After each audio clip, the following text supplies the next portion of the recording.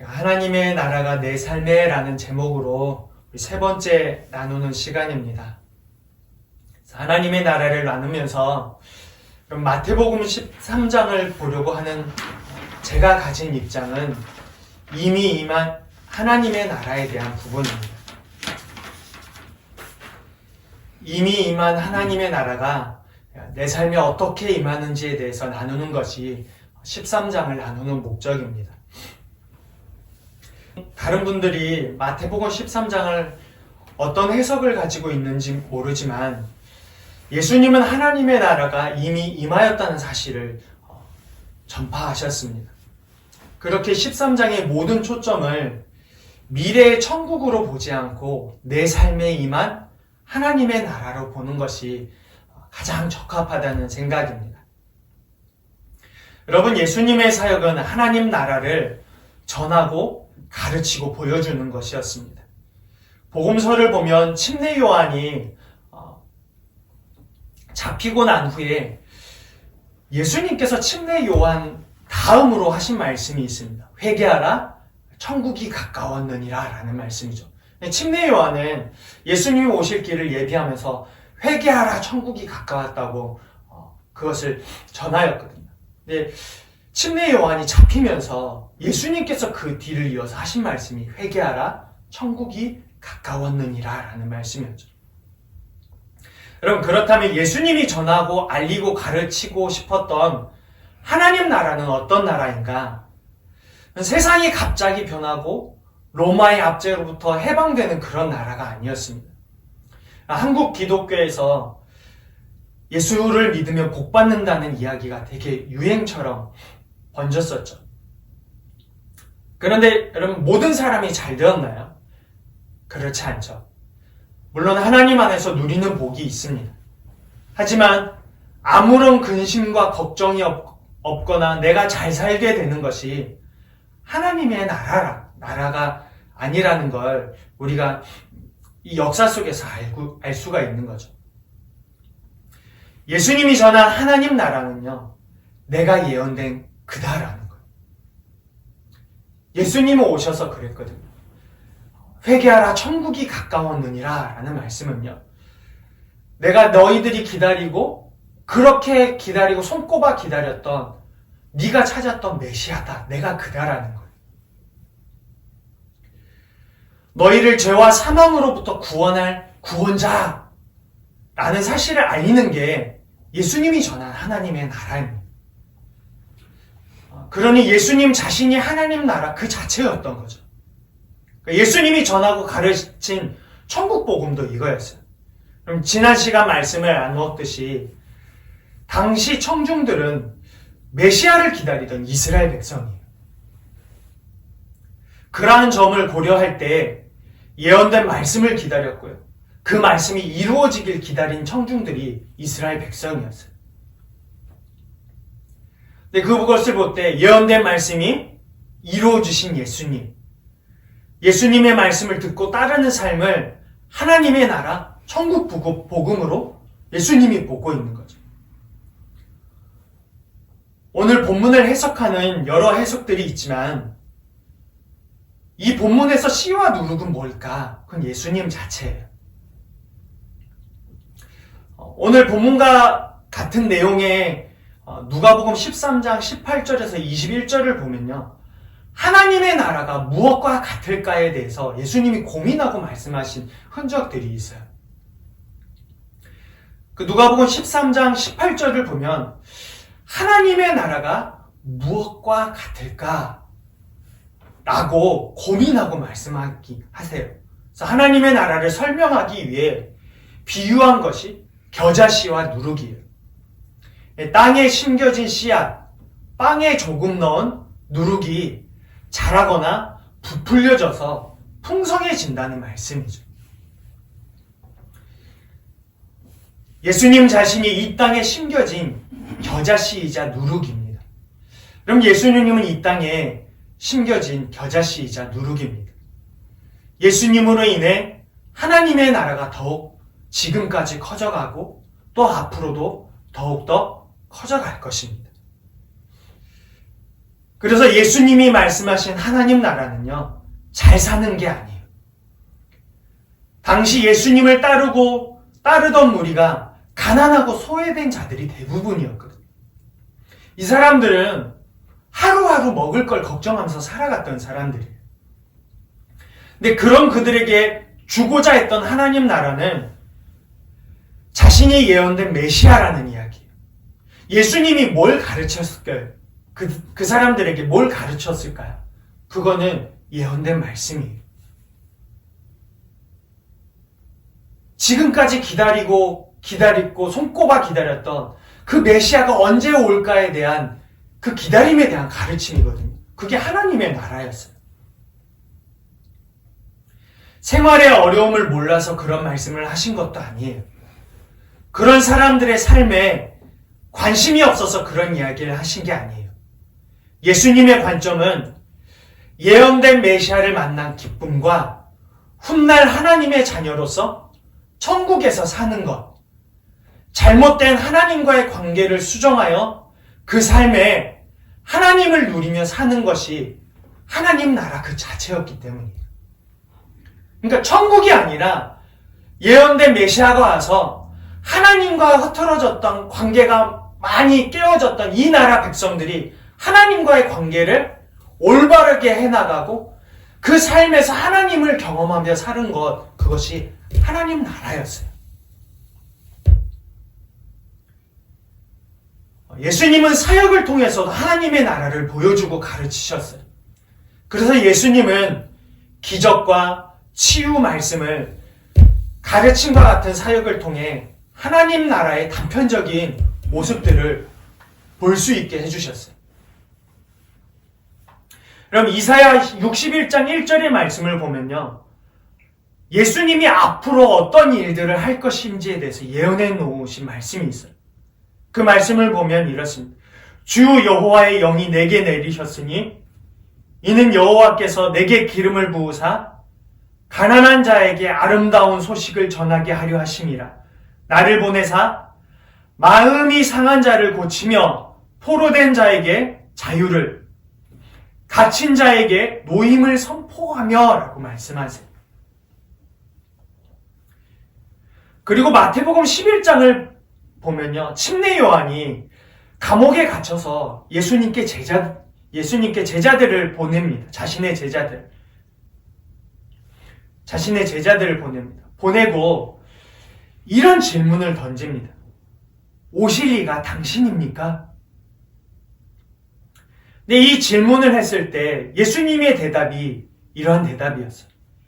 맹인이 보고 걷지 못하는 사람이 걷고 나병 환자가 깨끗함을 받고 못 듣는 자가 듣고 죽은 자가 살아나며 가난한 자들에게 복음이 전파된다 라고 알려주어라 라고 했죠. 그러니까 이사야 61장의 말씀처럼 예수님의 사역은요, 예수님 자신이 하나님 나라로 임해서 맹인이 보게 하고 걷지 못한 사람이 걷게 하고 나병 환자가 깨끗함을 받고 못 듣는 자가 듣게 하고 죽은 자가 살아나게 하고 가난한 자에게 이러한 복음이 전파되게 하는 거였어요. 여러분, 하나님의 나라가 임하는 일이 저 천국이 아니라 예수 그리스도를 통해 임했고 예수 그리스도로 인하여 더욱 풍성한 나라를 경험하게 된다는 걸 보여주신 거예요. 그러니까 천국에 가면은 완전한 나라를, 하나님의 나라를 알고 경험하겠지만 예수님을 소유한 사람들에게, 예수님을 만난 사람들에게 얼마나 하나님의 나라가 풍성하게 경험되어지는지를 예수님이 알게 하시고 보여주신 거죠. 여러분, 그래서 본문 속에서 무엇보다 중요하게 생각해야 되는 부분은 하나님의 나라가 확장되어지고 풍성한 하나님의 나라로서 임할 수 있다는 부분이죠. 근데 여기서 우리가 함께 나누어야 되는 부분은, 그렇다면 어떻게 하면 하나님의 나라가 내 삶에서 풍성하게 이루어질까에 대한 부분입니다. 첫 번째 나누고자 하는 것은 적극적인 돌이킴입니다. 한번 볼까요? 적극적인 돌이킴. 하나님 없이 살아온 지난 날들로부터 단절되는 나를 뜻하는 거거든요. 여러분, 우리가 회개에 대해서 이야기를 하지만 회개는 뭐죠? 돌이키는 거예요. 회개는 하나님 없이 살아온 지난 날들로부터 돌이키는 거거든요. 그런데 구원에 이르는 회개는 단 한 번이지만 우리는 매 순간순간 돌이킴이 필요한 사람들입니다. 무엇으로부터 돌이킴이죠? 하나님 없이 살아가고자 하는 오늘 나의 습관으로부터 돌이키는 거죠. 이상하게 우리가 하나님을 믿지만요, 예전의 습관 그대로 하려고 하는 모습들이 있습니다. 하나님 없이 살아가려고 했던 그 습관 그대로 오늘을 살아가는 우리들에게 그 습관이 계속해서 나타나게 되죠. 근데 하나님의 나라는 진실한 반응이 필요하거든요. 하나님의 나라는 거짓된 반응으로 이루어지는 게 아니에요. 진실한 반응으로 하나님 나라 속으로 들어가는 거예요. 하나님 나라 그 자체였던 예수님을 받아들이고 따르던 제자들처럼 진실한 반응을 한 사람이 누리는 것이 하나님의 나라이고 그 나라의 풍성함입니다. 하나님 나라는 예수 그리스도의 오심으로 이미 시작되었고 지금도 커져가고 있지만 오늘 우리들의 삶에서 풍성해지기 위해서는요, 하나님 없이 살고자 하는 오늘 나의 습관, 나의 고집으로부터 돌이켜야 되는 거예요. 그것도 적극적으로 돌이켜야 돼요. 여러분, 하나님 나라의 풍성함을 누리는 일은 이미 다 얻은 것처럼 넉넉히 앉아 있어서 얻어지는 게 아니에요. 막연한 생각을 가지고 하나님 나라를 기다리는 태도는 내 삶에서 임하는 하나님 나라를 잃어버리도록 합니다. 내가 하나님 나라를 품기 위해 능동적이지 않으면요, 오늘 내 삶의 하나님 나라는 쉽게 잃어버리게 되죠. 우리 가정이 주님 앞에서 개척을 생각하면서 한번 다시금 이렇게 회복하려고 노력하는 것이 있어요. 그렇게 저녁에 기도하는 거였거든요. 때로는 부모님들을 생각할 때 어렸을 때 모습들을 보면은, 어렸을 때 기억을 떠올려 보면은 항상 저녁에 나가 철야하고 기도하고 또 그곳에서 새벽 예배 드리고 돌아오는 모습이었어요. 근데 어느 순간이 지나고 기력이 딸리고 뭔가 좀 체력적으로 힘들어지면서 그런 일들이 잘 이루어지지 않는 모습들도 있었죠. 근데 개척이라는 갑자기 힘든 일이 눈앞에 탁 펼쳐지면서 하나님 앞에 기도하는 시간들을 가지게 되었습니다. 뭐 그렇다고 해서 기도를 안 했다는 건 아니에요. 근데 한 마음으로 또 가족들끼리 함께 모여서 기도하는 시간들을 가지게 되었습니다. 여러분, 우리가 개척이라는 것 때문에 이렇게 하나님 앞에 나아갔지만은 하나님 앞에서 적극적으로 주님 앞에서 우리의 삶을 돌이키지 않으면요, 아무것도 이루어질 수가 없습니다. 하나님 나라의 풍성함도 그렇습니다. 그 풍성함을 누리는 일은 이미 다 얻은 것처럼 넉넉히 앉아 있어서 얻어지는 건 아니죠. 우리는 완벽한 하나님의 나라가 이루어질 날만 기다리는 오류를 가지고 있습니다. 내가 아무것도 하지 않아도, 내가 뭔가를 그냥 주님 앞에서 가만히 있어도 완벽한 하나님의 나라가 임할 것처럼 기다리는 오류를 가지고 있죠. 나는 늘 똑같이 생활하고 하나님과 상관없이 살면서 하나님의 나라가 임하기를 기다립니다. 그런데 우리가 알아야 할 것은 우리의 삶을 능동적으로 돌이키지 않으면 풍성한 하나님의 나라를 경험하기 어렵다는 거예요. 야고보서 4장 8절을 보면 이렇게 되어 있습니다. 하나님을 가까이 하라. 그리하면 너희를 가까이 하시리라. 죄인들아 손을 깨끗이 하라. 두 마음을 품은 자들아 마음을 성결하게 하라 라고 말씀합니다. 여러분, 하나님이 가까이 하시는 것을 누리기 위해 필요한 게 있다는 거예요.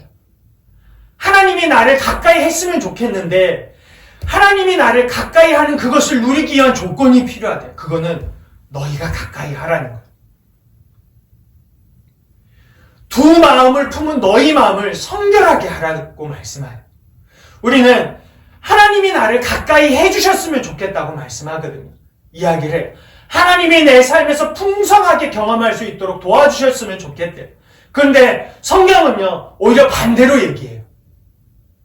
그걸 누리고 싶니? 하나님의 나라가 너희 삶에 풍성해지는 걸 알고 싶니? 그러면 네가 하나님 앞에서 해야 될 게 있다는 거예요. 야고보서 말씀을 빗대어서 이야기해보면 네가 하나님을 가까이 먼저 해야 되고 두 마음을 품은 너희 마음을 하나님 앞에서 성결하게 해야 된다는 거예요. 즉 우리의 적극적인 돌이킴 없이 하나님 나라의 풍성함은 먼 거리에 있는 것과 같은 거죠. 하나님 나라는 우리의 적극적인 돌이킴에 의해 가까워지기도 하고 멀어지기도 하는 거예요. 오해 없었으면 좋겠어요. 하나님 나라가 임하지 않아서가 아니라 이미 임한 하나님 나라를 누릴 조건이 갖춰지지 않아서 일어나는 일이죠.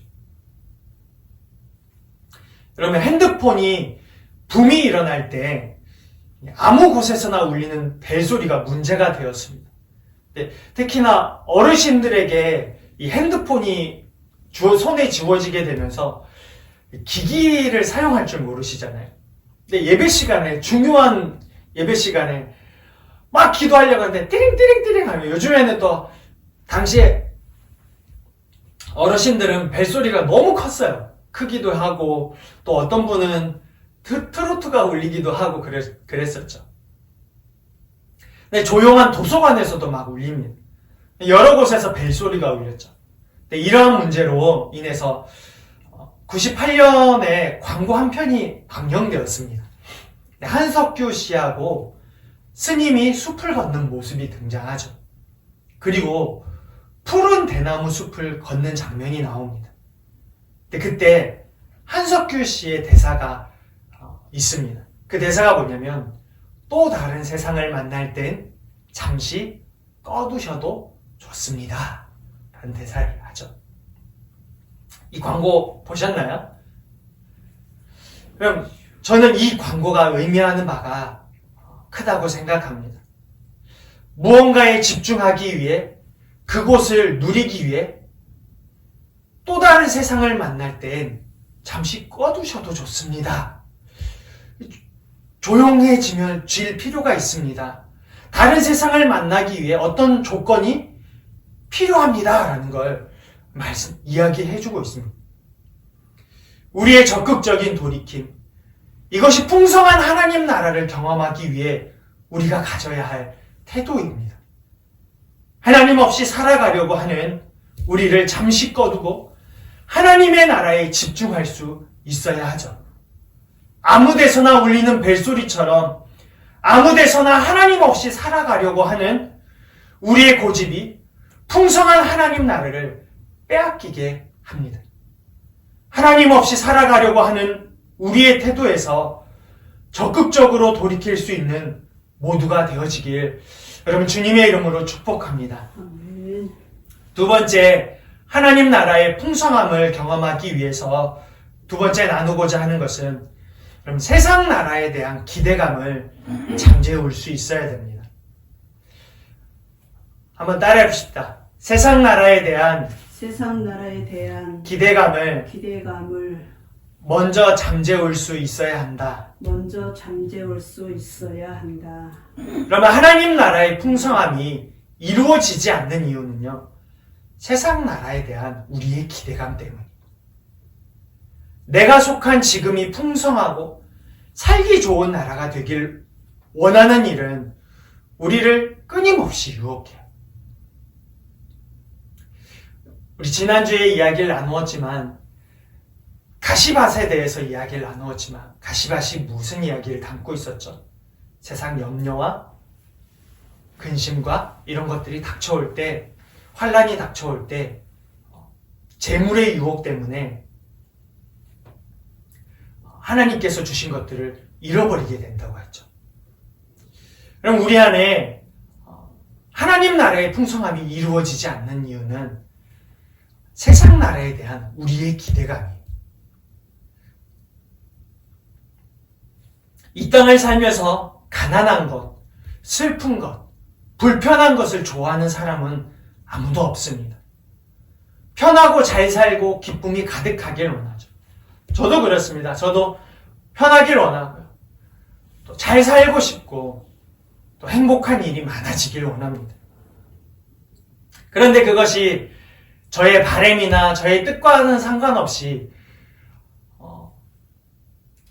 그냥 막 일어나요.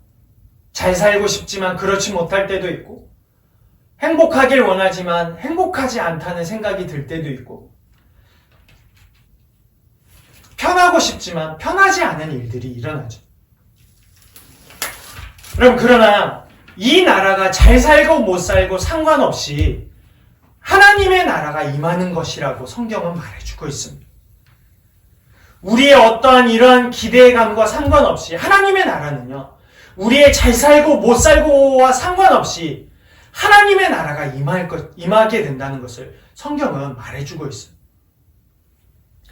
씨 뿌리는 비유에서 이야기했듯이 예수님은 어떤 상태에 이른 사람들이 하나님의 나라를 잃어버리기도 하고 100배, 60배, 30배 열매를 맺는 풍성함을 누리는 상태에 이르기도 한다고 말씀을 했습니다.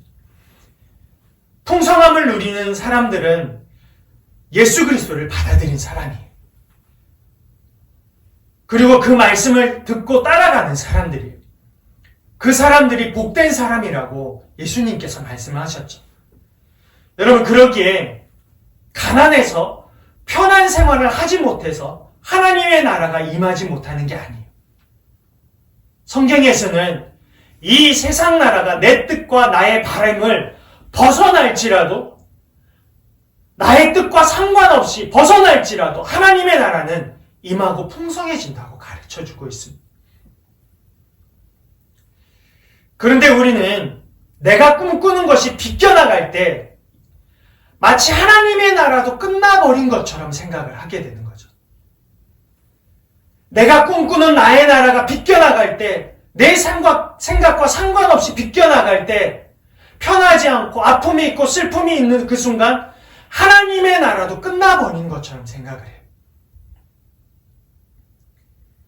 세상이 나의 뜻을 완전히 비껴나가도 하나님의 나라는요, 변치 않는다는 것마저 잊어버리는 거예요. 세상이 끝나도 하나님의 나라는 변치 않는 거예요. 그것이 성경이 가르쳐주고 있는 하나님의 나라예요. 왜 그것이 가능하죠? 그거는 변치 않는 하나님 때문에, 변치 않는 하나님의 사랑 때문이고, 변치 않는 예수 그리스도의 은혜 때문이고, 변치 않는 우리를 위한 하나님의 계획 때문입니다. 그 어느 것도 변하지 않아요. 그것 때문에 가능한 거예요. 그래서 세상이 변해도 하나님의 나라는 변치 않는 거죠. 나의 뜻과 상관없이 모든 게 끝나버려도, 나의 뜻을 비껴나가도 하나님의 나라는 풍성해질 수 있는 거예요.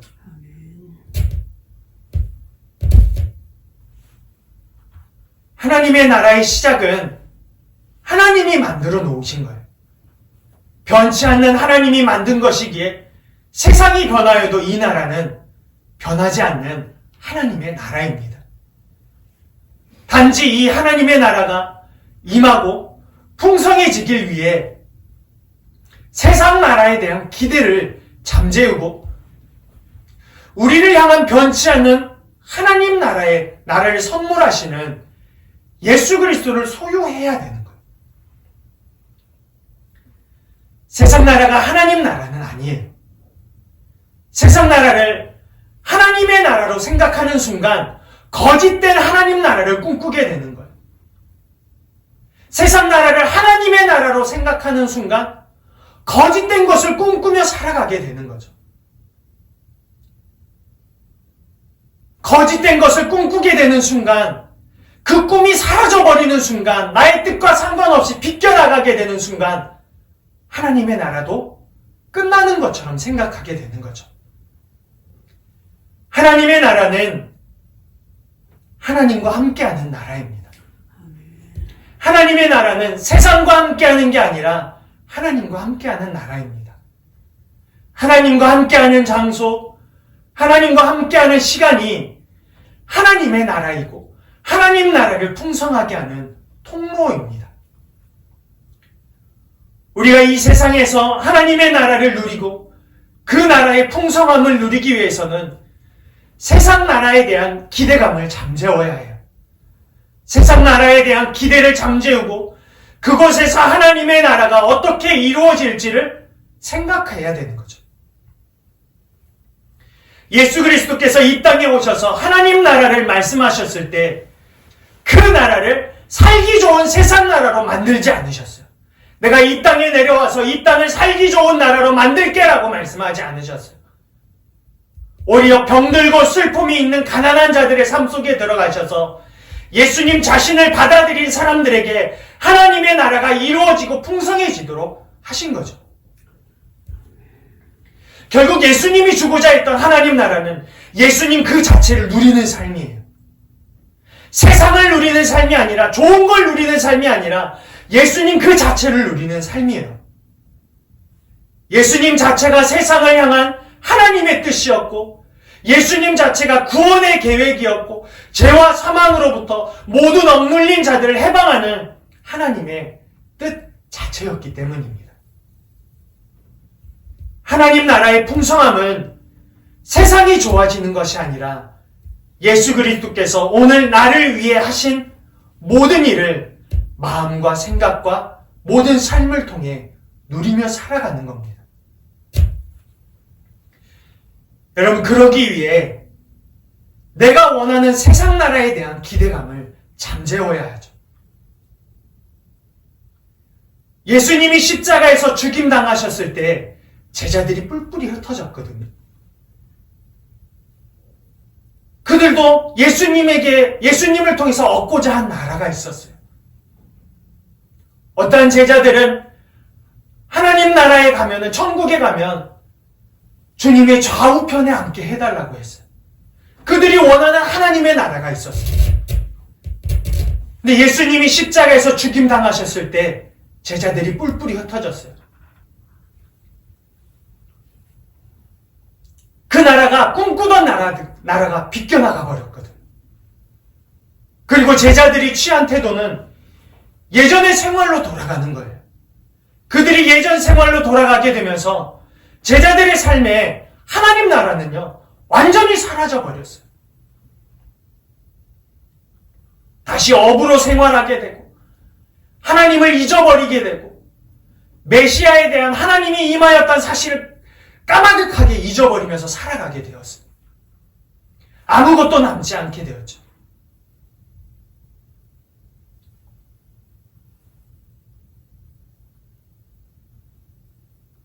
우리는 하나님 나라의 백성이라는 것을 망각하면서 세상 나라에 속하며 살아가게 됩니다. 세상 나라에 대한 기대가 커질수록 하나님 나라는 작아질 수밖에 없습니다. 내가 커지면 예수님이 작아지고, 내 염려가 커지면 예수님의 도움이 줄어들고, 나의 걱정이 커지면 예수님의 능력이 작아지게 되는 거죠. 세상 나라에 대한 기대는 언제나 욕심과 욕망으로 세워지기에 그런 거예요. 그 나라는 하나님의 나라가 될 수 없습니다.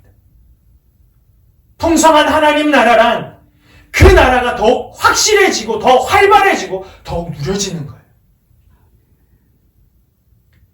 그 나라가 활발해져야 되는 거거든요. 우리는 언제 하나님 나라를 잃어버리게 되는가? 잘 살고 싶은 세상에 대한 기대감, 하나님 나라 그 자체였던 예수 그리스도 없이 살아가고자 하는 노력들이 하나님 나라를 잃어버리게 하는 거죠. 그리고 풍성한 하나님 나라로부터 멀어지도록 하는 거예요. 여러분, 우리가 풍성한 하나님 나라를 생각하면서 조심해야 하는 것은 가만히 있으면서 하나님 나라가 이루어질 것처럼 살아가는 거예요. 나는 가만히 있어요. 확실하지도 않고 움직이지도 않고 활발해지도록 주님 앞에서 생활하지도 않는데 하나님 나라가 이루어질 것처럼 생활하는 거예요. 이것이 우리에게 얼마나 치명적인지 몰라요. 잘 살아야겠다는 생각으로 하나님 나라를 풍성하게 경험할 수는 없는 겁니다. 그럼 이 사실을 우리가 인정해야 돼요. 우리가 얼마나 하나님 안에서 치명적인 실수를 범하고 있지만 마치 하나님의 나라가 내 삶에서 이루어질 것처럼 기대하고 살아가는 것. 여러분, 그것이 얼마나 우리 삶의 치명적인 실수인지 모릅니다.